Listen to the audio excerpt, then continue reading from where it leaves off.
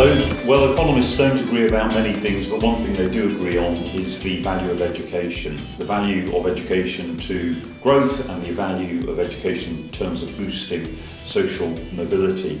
And in the last century, the number of years that people spend in full-time education has risen, and pretty much all social and economic problems have a big solution which lies in education. So whether it is increasing social mobility or improving productivity or dealing with the challenges of new technology, we hear the solution is more skills, more education, more training.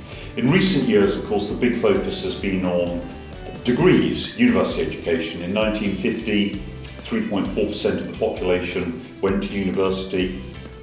By the turn of the century, year 2000, it was 25%. Today, almost half the population attend university.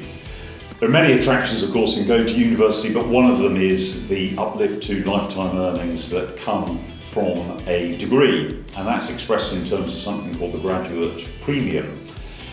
In terms of the longer established Russell Group universities in the UK, graduates of those universities, on average, earn £177,000 more than non-graduates. For the non-Russell Group universities, the more recently established universities, the premium is lower. But nonetheless, a sizable uplift to lifetime earnings.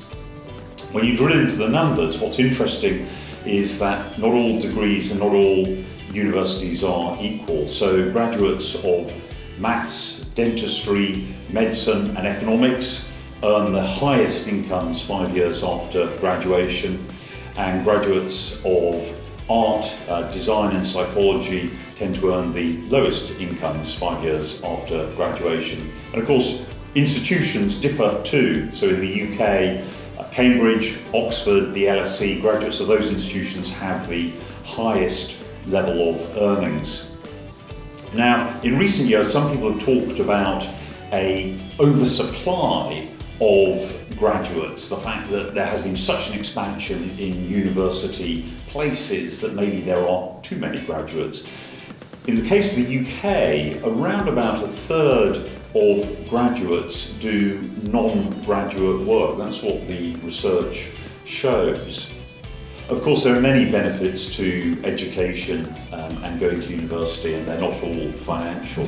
But certainly in a world where the cost of education is rising, the cost of a degree is rising, and debt is accumulating, I think we are going to see an increased focus on the value that comes from different types of degrees, and perhaps helpfully a renewed emphasis on the value that comes from studying outside universities, doing apprenticeships and vocational and technical education.